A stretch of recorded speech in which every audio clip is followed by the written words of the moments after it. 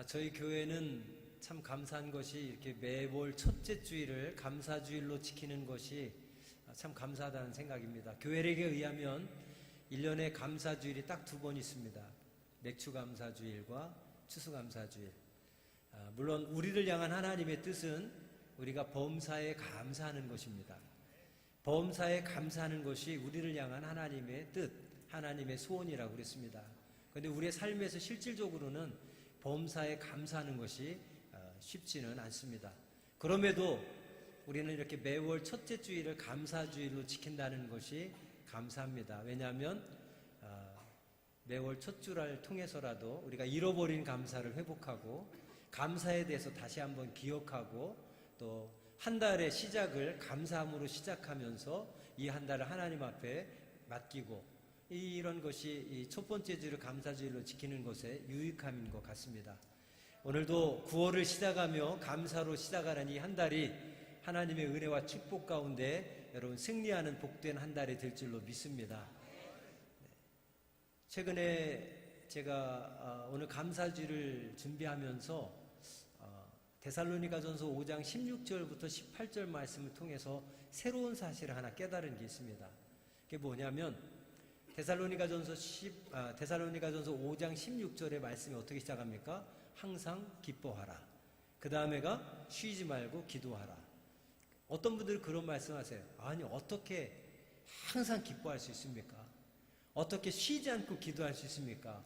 이렇게 하는데 저는 그 비결을 18절 말씀을 통해서 깨달았습니다. 범사에 감사하라. 항상 기뻐할 수 있는 이유, 또 쉬지 않고 기도할 수 있는 이유, 이 방법이 비결이 어디에 있냐면 18절 말씀에 그 답이 있구나라는 생각을 했습니다. 뭐냐면 감사에 기쁨과 기도가 있다는 거죠. 감사하니까 기뻐지는 거예요. 그리고 감사하니까 기도하게 되는 거예요. 무슨 말이냐면 제가 이렇게 목회를 하다 보니까 요즘에 너무 감사할 일들이 많은 거예요. 새벽 기도 시간에 뭐 큰 부흥은 아니지만 작은 부흥이 있습니다.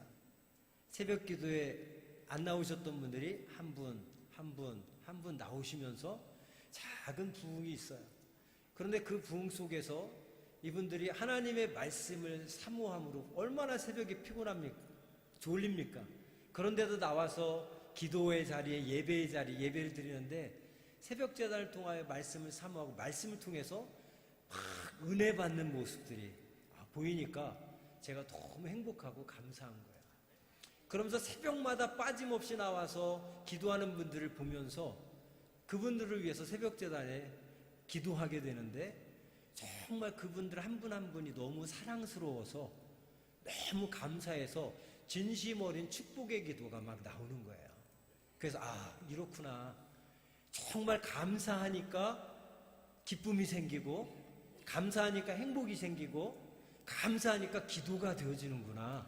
그래서 항상 기뻐하라. 쉬지 말고 기도하라. 사가님 어떻게 항상 기뻐할 수 있습니까?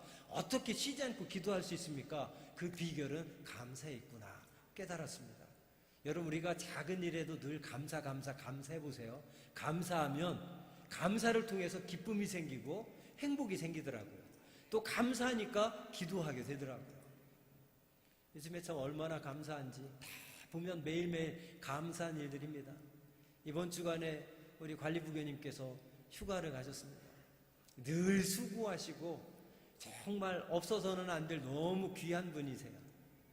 여러분들은 뭐 가끔 오셔서 잘 모르겠지만 같이 이곳에서 1년을 저는 2달밖에 안 됐으니 2달을 살아보니까 거의 매일 같이 살면서 보잖아요. 야, 세상에 이런 분이 계시구나. 너무 귀한 분이 얼마나 부지런하시고 겸손하시고 성실하시고 헌신적이신지 너무 감사하고 행복한 거예요. 근데 한 주간 이번 주 휴가를 하셨는데 안 계시니까 그 빈자리가 막 더 크게 느껴지고 이 부교님이 하셨던 일이 더 막 감사하게 다가오는 거예요.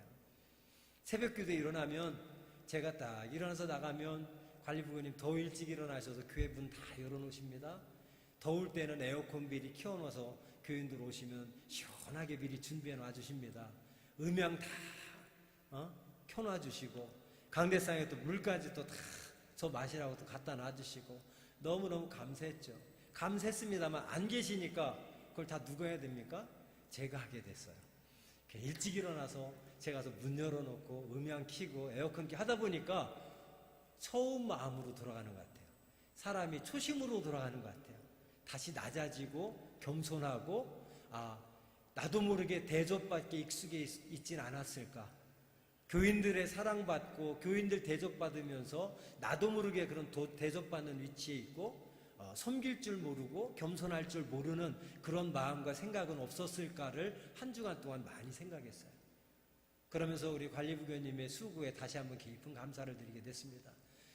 어제 한 주간이니까 어제 밤쯤에 오시겠다는데 어제 점심때 오셨더라고요.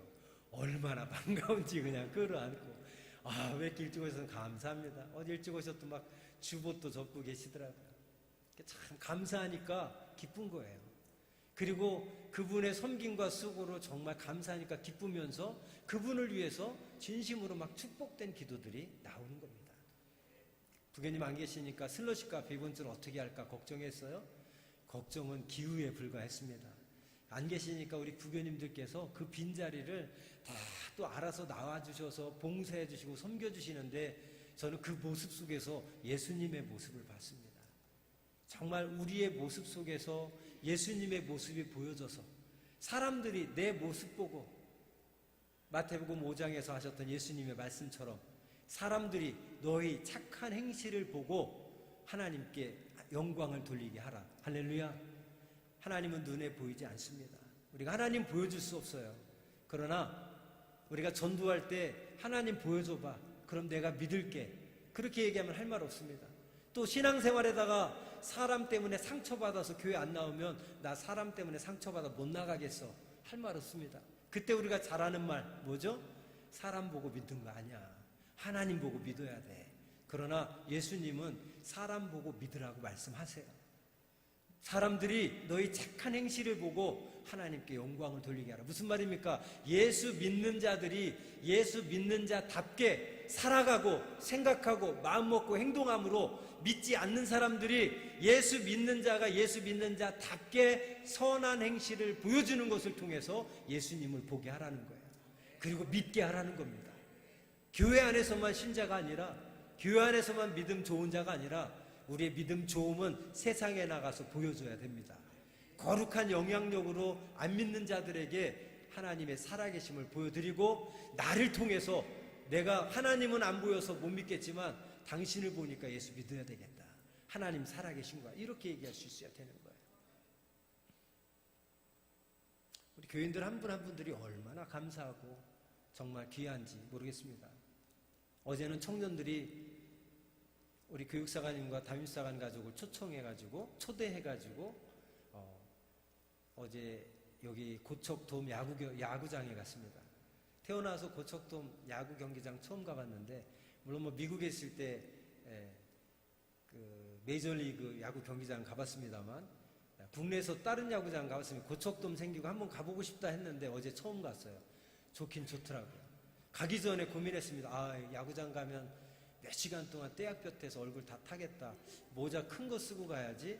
햇빛 때문에 선글라스 어떤 걸 챙겨야 되지 했더니 우리 부장님이 그러셨나? 청년부 부장님이 그러셨나? 누가 그랬죠? 사관님 그런 거 걱정 안 하시던데 거기 돔이라 에어컨도 나오고 태양볕 없습니다. 생각해보니까 실내구장이라 그렇구나. 얼마나 가서 재미있게 봤는지 몰라요. 그런데 가면서 야구 경기 본 것에 재미도 있었지만 더 감사했던 것은 그 청년들을 위해서 미리 간식들을 다 꼼꼼하게 챙기고 그 무거운 가방을 교회에서부터 전철 타고 그냥 야구장까지 들고 옮겨가면서 그리고 청년들 한 사람 한 사람 아주 꼼꼼하게 간식들을 다 챙겨서 나눠주고 손장 뭡니까 그 비닐 장갑 빼서 티슈까지 다 준비하는 그 모습 속에서 이게 누군가 한 사람의 희생과 수고가 있었기 때문에 청년들이 그렇게 행복해 할 수 있구나. 감사한 마음이 생기는 거예요. 지난번 청년회 MT를 갔는데 한 사진을 보니까 한 20-30명이 간 것 같아요. 많은 청년들이 갔습니다. MT 가서 아마 교제하면서 친해지고 더 이렇게 막 끈끈한 정들이 생겨서 그런지 어제 야구장도 한 25명의 청년들이 갔습니다. 얼마나 재밌고 행복했는지 모릅니다. 청년들에게 수고와 헌신에 감사한 거예요. 특별히 그 일을 주관하신 우리 교육사관님, 청년부 부장님 어제 다 챙기느라고 고생 많이 하셨습니다. 그분들의 수고가 정말 많은 청년들을 행복하게 해줄 수 있는, 그래서 너무너무 감사한 거예요. 감사하니까 행복하고 기뻐지더라고요. 그리고 감사하니까 수고한 분들이 그냥 눈에 아른아른거리면서 제 마음속에서 떠나질 않고 그분들을 위해서 목회자로서 진심 어린 축복의 기도가 나오는 거예요. 그래서 저는 데살로니가전서 5장 16절, 17절, 18절 말씀을 통해서 지금까지 수많은 설교를 했지만 새로운 깨달음을 얻었는데 뭐냐면, 항상 기뻐할 수 있는 이유, 쉬지 않고 기도할 수 있는 이유가 어디 있냐면 바로 18절 말씀에 있구나. 우리가 감사하며 살아가니까 감사를 통해서 기뻐지고 감사를 통해서 행복해지는구나. 그걸 깨달았습니다. 여러분 기쁘십니까? 요즘에 기쁘세요 정말? 요즘에 기도가 막 절로 나오십니까? 집에서 기도하시나 봐요. 기도의 자리는 많이 안 나오시는데 기도하신다고 하니까 여러분 어디서든 꼭 교회 나와서 기도하라고 강요하지 않겠습니다. 여러분 부담드리지 않겠습니다. 그러나 있는 처소에서 늘 기도하며 사시기를 주님의 이름으로 부탁드립니다. 그러려면 그 비결이 어디 있느냐? 바로 감사에 있다라고 하는 것. 우리가 감사만 잘하면, 정말 감사하면 저절로 기뻐지고 행복해지고 기도하게 되더라 하는 것이죠. 오늘 본문 말씀에 보면 감사한 사람이 등장하고 있습니다. 오늘 이 말씀을 중심으로 간단하게 3가지만 생각해 보고자 합니다. 첫 번째는 누가 감사했느냐, 두 번째는 어떻게 감사했느냐, 그리고 세 번째는 감사를 드린 결과가 무엇이냐. 이 3가지를 본문 말씀을 중심으로 살펴보고자 합니다. 첫 번째, 누가 감사했느냐. 여러분 오늘 본문에 등장하는 사람들이 있는데 어떤 사람들이 등장합니까? 12절 말씀, 한 마을에 들어가시니 나병 환자 10명이 예수를 만났다 그랬습니다. 오늘 본문에 누가 등장해요? 나병 환자들이 등장합니다. 근데 이 사람들이 몇 명이었다고요? 10명이었다고 그랬습니다. 나병 환자가 등장합니다. 이 나병이라는 거 제가 아마 2주 전에도 설교했습니다만, 이 나병이 어떤 병입니까? 자신도 모르게 어느 날 갑자기 병이 생기는 거예요. 근데 나병에 걸리면 그 증상이 뭐냐면 무감각해지는 겁니다. 감각이 없어져요. 그래서 통증을 못 느끼는 거예요. 통증도 모르는 사이에 손이 썩어 들어가서 손가락들이 떨어져 나갑니다. 코가 썩어 들어가서 코가 떨어져 나갑니다. 나중에 눈알도 그냥 쭉 빠져버리게 되는 거예요. 그러면서 비참하게 고통도 못 느끼다가 몸이 썩어 들어가면서 몸이 다 떨어져 나가다가 죽어가게 되는 겁니다. 그런데 이 병이 더 무서운 것은 전염병이라는 거죠. 그래서 사람들에게 전염이 되니까 사회로부터 격리되고 사람들로부터 격리되어 살게 됩니다. 전염병이니까 사람들이 가까이 오는 걸 꺼려합니다. 그리고 사람들을 저주합니다. 그래서 이 당시에 나병에 걸린 사람들은 공동체 속에서 함께 살지 못하고 격리되어 가지고 어디 외진 곳에 동굴 속에서 살았다든가 아니면 외진 곳에서 나병 환자들끼리 모여 살았어요. 이 사람들 어떻게 먹고 삽니까? 그 사람들 불쌍히 여기는 사람들이 갖다 주는 음식들을 먹고 살고, 그 음식들마저 없으면 이 사람들이 거리에 나와서 돌아다니면서 음식을 구걸해서 받아 먹고 살아가고 있습니다. 그러다 보니까 항상 무리를 지어서 다니는데 오늘 본문에도 10명의 나병 환자가 등장하는 것은 그러한 이유에서, 그러한 배경에서 10명이 지금 무리를 지어서 옮겨 다니는 거예요. 그런데 이 10명의 나병 환자들은 특별한 목적을 가지고 지금 이 거리에 나왔습니다. 어떤 목적입니까? 13절 말씀에 보니까 소리를 높여 이르되 예수 선생님이여 우리를 불쌍히 여기소서 하거늘 그랬습니다. 아마 나병 환자는 예수님에 관한 소문을 들은 것 같습니다. 그래서 자기들의 나병이 고침받기를 원해서 예수님을 만나기 위해서 지금 10명이 예수님을 만나러 거리로 나온 것 같아요. 아마도 자기들의 병을 고쳐줄 사람은 오직 예수님밖에 없다라는 믿음이 그들 가운데 있었던 것 같습니다. 예수님이 죽은 자도 살리고 각색 병자들을 다 살리셨다는 그런 소문을 듣고 자기들의 병을 예수님이 고쳐주실 것이라는 믿음을 가지고 예수님을 지금 만나러 나온 겁니다. 그런데 만났습니까? 안 만났습니까? 예수님과 만났습니다. 할렐루야. 여러분, 모든 문제 해결의 근원은 예수님과의 만남을 통해서 허락되는 줄 믿습니다. 우리의 기도의 응답도 예수님과의 만남을 통해서 이루어지는 줄 믿습니다. 세상에 살아가면서 이 만남의 복이 중요한데, 여러분, 사람들과 좋은 만남도 중요하지만 예수님과의 만남은 우리의 인생을 바꿔놓을 수 있는, 우리의 문제를 해결해 줄 수 있는, 기도의 응답을 허락해 줄 수 있는, 우리의 인생을 변화시킬 수 있는 축복의 만남이 되는 줄로 믿습니다. 오늘 나병 환자들도 예수님과의 만남을 통해서 그들의 나병이 고침받는 놀라운 축복을 경험하게 된 줄로 믿습니다. 자, 그런데 여기서 우리 14절 말씀해 보세요. 예수님께서 나병 환자들이 소리질러서 우리를 불쌍히 여겨주소서 외치자 14절 예수님이 보시고 여기서 두 가지 단어에 주목해 봅니다. 첫 번째는 나병 환자들이 예수님을 보고 어떻게 했습니까? 소리를 높여 이르되 예수 선생님이여, 13절 말씀 보세요. 예수 선생님이여 우리를 불쌍히 여기소서. 예수님을 향해서 뭐 했습니까? 소리 질렀어요. 뭐라고? 나를 불쌍히 여겨주옵소서. 우리를 불쌍히 여겨주옵소서. 할렐루야. 그때 예수님의 반응이 어땠습니까? 14절 아주 중요한 단어가 나옵니까? 그 소리를 들으신 예수님이 어떻게 하셨어요? 함께 따라합시다. 보시고. 할렐루야. 예수님은 우리의 소리를 들으시는 분입니다. 예수님은 우리의 소리를 들으시고 우리를 바라보시는 분입니다. 여기서 예수님이 보셨다는 소리가 중요한 단어입니다. 여러분, 예수님이 왜 보셨습니까? 나병 환자들을. 그들이 소리 질렀을 때, 우리를 불쌍히 여겨달라고 외쳤을 때 예수님이 돌아보신 줄 믿습니다. 여기에 우리의 기도의 필요성이 있는 거예요.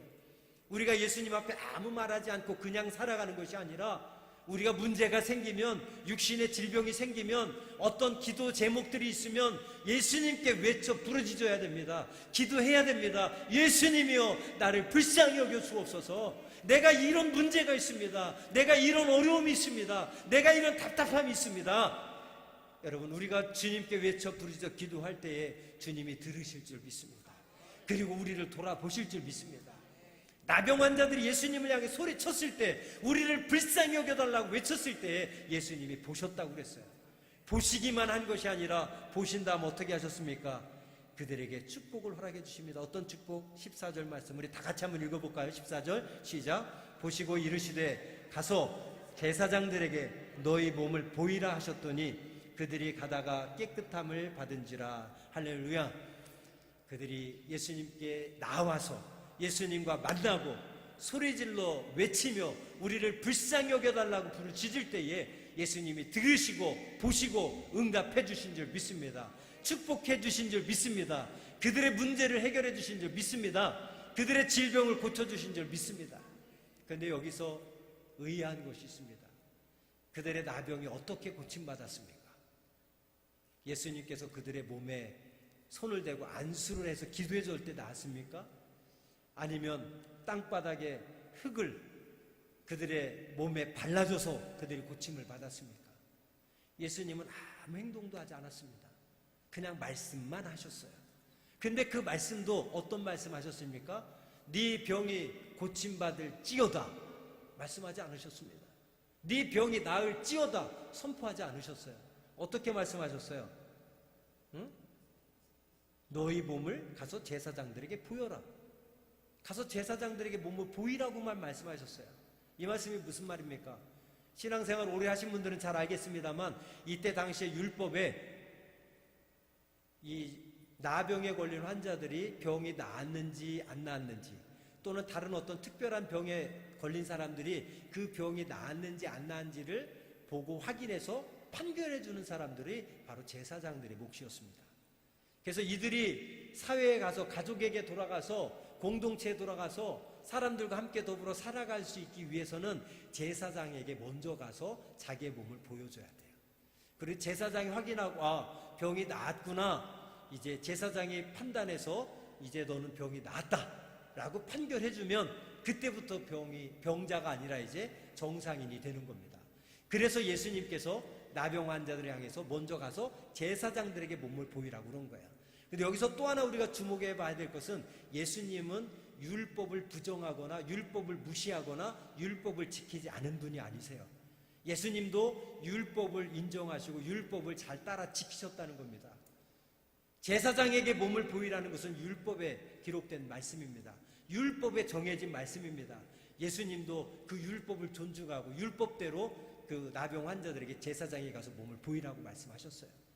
요즘에 많은 크리스찬들이 페이스북이나 뭐 이런데 블로그 같은 데 보면 현대 어떤 신앙 생활에 대해서 많은 글들을 쓰는데 그 중에 많은 이야기들 중에 대표적인 이야기들 몇 가지가 있다면 그 중에 하나가 주일 성수 문제, 그 다음에 11조 드리는 문제, 이런 것들을 가지고 막 글을 써놨는데 제가 볼 땐 신학 공부도 안 하셨는데 얼마나 신학적으로 논리적으로 잘 정리해서 글을 써놨는지 몰라요. 핵심은 뭐냐면 주일 성수 안 해도 된다는 거예요. 핵심은 뭐냐면 11조 굳이 할 필요 없다는 거예요. 이건 율법적인 거라는 거죠. 구약 시대나 있었던 거지 지금 시대에서는 이게 의무도 아니고 꼭 해야 될 건 아니라는 거죠. 여러분, 틀린 말은 아닙니다. 그러나 그 속에 아주 무서운 유혹이 담겨 있고 그 속에 아주 위험한 생각들이 그 속에 내포되어 있습니다. 뭐냐면 이 율법을 무시하다 보면, 율법을 부정하다 보면 율법 폐기론자가 되고, 율법 폐기론으로 가다 보면 본 마음은 그게 아닌데 결국엔 믿음까지도 다 사라져 버린다는 거. 이게 위험한 거예요. 예수님은 율법을 무시하지 않고 예수님도 율법을 존중하고 율법대로 따라서 지키면서 구약에서 말했던 그 율법대로 나병 환자들 향해서 제사장에 가서 너의 몸을 보이라고 말씀하신 거예요. 예수님 본인도 이 땅에 오신 것은 율법을 폐하러 온 것이 아니라 내가 율법을 완성하기 위해서 이 땅에 오셨다고 말씀하고 있습니다. 여러분, 세상에 우리를 미혹하는 그럴듯한 지식들에 현혹되지 마세요. 중요한 것은 우리의 진심입니다. 우리의 중심이 중요하고 우리의 생각이 중요한 거예요. 그런 세상의 논리들, 우리의 신앙을 합리적이고 보편적으로 아니면 내 개인 편안주의로 가만히 보면 그 속에 담겨있는 것들의 중심을 제가 보면 뭐냐면 다 자기 중심적으로 신앙생활 편하게 하기 위하고 그래서 이제 합리화시키려고 하는 글들이 대부분인 것 같습니다. 여러분, 그것저것 어떻고 저떻고 따지지 말고 정말 중요한 것은 우리의 마음입니다. 내가 정말 하나님을 사랑하는지, 내가 정말 하나님께 감사하는지, 그게 중요한 줄 믿습니다. 중요한 것은 예수님도 나병 환자들을 향해 제사장에 가서 몸을 보이라고 하면서 율법을 무시하거나 반대하거나 지키지 않은 분이 아니라 율법대로 예수님도 행하셨다고 하는 것. 자, 여기서 한 가지 아주 중요한 사건이 나옵니다. 예수님이 아까도 말씀드렸지만 그들의 몸에 손을 대고 기도해 주시지도 않았어요. 뭐 특별한 행동을 하시지도 않았습니다. 그냥 가서 너의 몸을 제사장에게 보이라고 했어요. 근데 이때 지금 나병 환자들의 병이 고침받았습니까? 고침받지 못했습니까? 아직 고침받지 않았어요. 낫지 않았어요. 낫지 않았는데 제사장에게 가라고? 여러분, 가야 됩니까? 말아야 됩니까? 여러분 같으면 가겠어요? 안 가겠어요? 참 애매한 상황입니다. 애매한 상황이에요. 확실히 병이 나았으면 제사장에게 갈 텐데 아직 나은 거는 없는데 제사장에게 가라고 하는데 이건 가야 될지 말아야 될지 참 애매하고 난감한 상황입니다. 그런데 나병 환자들은 어떻게 했습니까? 10절에 보니까 예수님의 말씀을 듣자마자 그들이 제사장에게 간 줄로 믿습니다. 나병 환자들의 마음속에 믿음이 있었다는 거예요. 예수님에 대한 믿음이 있었기 때문에 눈에는 나병이 아직 낫지 않았지만 나병이 낫는 어떤 증상들도 지금 변화들이 보여지지 않지만 예수님이 말씀하시니 믿고 순종해서 제사장에게 간 줄 믿습니다. 가다 보니까 14절에 가다가 깨끗함을 받은지라. 할렐루야. 한번 따라합시다. 가다가 깨끗함을 받은지라. 여러분, 믿고 갈 때에 하나님이 보여주시고 믿고 갈 때에 고침받게 된 줄로 믿습니다.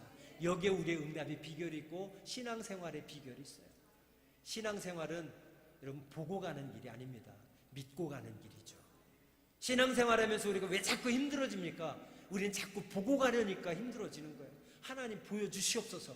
그럼 제가 가겠습니다. 보여주시옵소서. 그럼 순종하겠습니다. 보여주시옵소서. 그럼 제가 헌신하겠습니다. 우리는 자꾸 보고 가려고 그래요. 그러다 보니까 힘들어집니다. 신앙생활은 보고 가는 게 아니라 믿고 가는 겁니다. 믿고 가다 보면 고침받을 줄 믿습니다. 믿고 가다 보면 해결될 줄 믿습니다. 믿고 가다 보면 하나님께서 보여주실 줄 믿습니다. 전에도 말씀드렸죠. 그래서 제가 좋아하는 찬양, 이 눈에 아무 증거 아니 배워도 믿음만을 가지고 선을 걸으며 이 귀에 아무 소리 아니 들려도 하나님의 약속 위에 서리라. 할렐루야. 지금 내 눈에 보여지는 것은 없지만 믿고 가다 보면 하나님 보여주시고 믿고 가다 보면 들려주실 줄 믿습니다. 오늘도 나병 환자들이 믿고 갈 때에 고침받는 놀라운 역사가 일어난 줄 믿습니다. 믿음이 기적을 불러옵니다. 믿음이 문제를 해결해 줍니다. 믿음이 질병을 고쳐주는 축복을 가져다 주는 줄 믿습니다. 자, 이제 마지막으로 15절 말씀을 우리 다 한번 같이 읽겠습니다. 15절, 16절 시작. 그 중에 한 사람이 자기가 낳은 것을 보고 큰 소리로 하나님께 영광을 돌리며 돌아와 예수의 발 아래 엎드려 감사하니 그는 사마리아 사람이라. 할렐루야. 여러분, 몇 명이 예수님을 만났습니까? 몇 명이 예수님의 말씀을 들었습니까? 몇 명이 예수님의 말씀을 믿고 순종했습니까? 10명. 병 고친 사람은 몇 명이었습니까? 10명. 그러나 예수님께 돌아와서 감사한 사람은 몇 명입니까? 1명. 근데 여기서 우리가 그 한 명의 감사를 보면서 주목해야 될 점이 있습니다. 그것은 뭐냐면 돌아와서 감사한 한 명에 대한 예수님의 반응입니다. 예수님이 그 감사한 사람에게 어떻게 반응했는가? 17절 말씀에 나와 있습니다. 예수께서 대답하여 이르시되 10사람이 다 깨끗함을 받지 아니하였느냐? 그 9은 어디 있느냐? 여러분, 이 말씀 속에서 예수님의 마음을 우리가 예수님의 느낌을, 감정을 느껴야 돼요. 나머지 9명은 다 어디 갔느냐? 그 9명을 찾고 계시는 예수님의 이 말씀 속에서 예수님의 감정을 느껴야 돼요. 저는 예수님의 나머지 9명은 다 어디 가고 너 혼자 왔느냐는 말씀 속에서 예수님의 감정을 저는 이렇게 느낍니다. 섭섭하고 서운하고 뭔가 좀 아쉽다는 느낌. 왜냐하면 제가 딸들을 키우다 보니까 딸들이 아빠 엄마한테 요구하는 게 참 많아요. 아빠 뭐 사주세요, 아빠 뭐 해주세요, 뭐 해주세요. 가능하면 딸들의 요구를 다 들어주려고 합니다. 그런데 어느 때는 아이들이 원하는 거 다 들어줬어요. 들어줬는데 그 다음에 오늘 들어줬으면 예를 들어서 뭐 핸드폰 사달라고 막 노래 해가지고 바꿔달라고 노래해서 핸드폰을 딱 바꿔줬습니다. 그때는 막 하늘을 날아가며 기뻐하고 행복해합니다. 그때는 아빠 엄마가 뭐 부탁하면 다 들어줄 것 같습니다. 몇 시간 지나고 저녁 돼서 에스더야, 사랑아, 청소기로 집 한번 청소기 좀 밀어라. 안 합니다.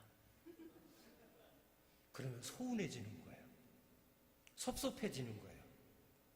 나는 지네들 요구 다 들어줬는데, 그렇게 기쁘고 행복할 때 아빠가 뭐 부탁하면 들어줄 줄 알았는데 안 해주는 거 보니까 섭섭하더라고요. 서운하더라고요. 여러분, 근데 예수님 보세요. 말씀하실 때 제사장에게 가서 네 몸을 보이라고 그럴 때 예수님이 가다가 네 병이 고침받으면 돌아와서 내게 감사를 해야 된다라고 한 말씀이라도 하셨습니까? 안 하셨습니까? 안 하셨어요. 이 말씀에 저는 오늘 포인트를 두려고 합니다. 여러분, 병이 나았다고 예수님께서 너 병 나으면 문제 해결받으면 내게 와서 감사해야 돼 명령하시지 않았어요. 한마디도 요청하지 않았습니다. 그런데 이 한 사람은 예수님이 권면하지도 않고 요구하지도 않고 말씀하지도 않았는데 어떻게 예수님께 돌아왔습니까? 자발적으로 스스로 정말 평생이 나병 때문에 눈물을 흘리며 고통 가운데 지내다가 예수님과의 만남을 통해서 그 병이 고침받고 보니까 예수님의 은혜와 사랑이 너무너무 감사한 거예요. 중심으로 감사한 거예요. 그러니까 예수님이 감사하라고 감사해야 된다고 말씀하지 않으셨어도 스스로 자발적으로 돌아와서 예수님께 감사한 겁니다. 말씀을 맺겠습니다. 여러분, 감사는 우리가 축복받기 위한 조건이 아닙니다. 감사는 우리가 의무적으로 해야 될 게 아닙니다. 그러나 이 말씀 속에서 살피듯이 나머지 9명은 어디 가고 한 사람 너만 왔느냐는 예수님의 말씀 속에서 감사를 못하는 9명에 대해서는 예수님이 섭섭하고 서운해 하시지만 스스로 그 은혜와 사랑을 깨닫고 예수님께 돌아와서 감사한 이 한 사람에게는 예수님이 너무 기뻐하셔서 어떤 축복을 선물로 더 주십니까? 오늘 마지막 절, 그에게 이르시되 19절, 일어나 가라, 네 믿음이 너를 구원하였느니라. 할렐루야. 여러분, 감사하는 자에게는 하나님께서 또 다른 감사의 축복을 허락해 주심을 이 말씀을 통해서 볼 수 있습니다. 스펄전이 남긴 유명한 명언이 있습니다. 촛불을 보고 감사하면 등잔불을 주시고, 등잔불을 보고 감사하면 달빛을 주시고, 달빛을 보고 감사하면 햇빛을 주시고, 햇빛을 보고 감사하면 천국의 빛을 주신다. 여러분, 감사해야 된다. 감사해야 된다. 의무사항도 아니고 조건도 아니고, 은혜 받으면, 문제 해결 받으면, 기도 응답 받으면, 병 고침 받으면 감사해야 된다고 절대 강요하지 않았지만, 그러나 그 은혜가 정말 감사해서 돌아온 한 사람에게는 예수님께서 그 감사를 기뻐 받으시고 구원의 축복, 또 다른 감사의 조건을 허락해 주셨듯이 우리의 삶을 살아가면서도 감사가 의무가 되고 조건이 되고 억지로 인색함으로 형식적으로 습관적으로 드리는 것이 아니라, 정말 받은 은혜가 있다면, 정말 예수님의 은혜와 사랑이 너무 크다면 우리가 중심으로 감사할 수 있는 하나님의 자녀가 되기를 주의 이름으로 축원드립니다. 기도하겠습니다. 하나님, 감사합니다. 오늘 말씀을 통해서 우리가 감사에 대해서 생각해 보았습니다. 감사가 의무가 되지 않게 하여 주옵소서. 우리가 은혜 받는 조건이 되지 않게 하여 주옵소서. 억지로나 형식적으로나 의무감으로나 마지못해 부담감으로 드리는 감사가 되지 않게 하여 주옵소서. 이 한 명의 나병 환자는 고침을 받은 즉시 그 모습 그대로 주님 앞에 와서 중심으로 그 은혜와 사랑에 감사하는 모습을 보았습니다. 그 모습이 바로 나의 모습이 되게 하시고 그 감사가 나의 감사가 되게 하여 주옵소서. 예수님의 이름으로 기도하옵나이다.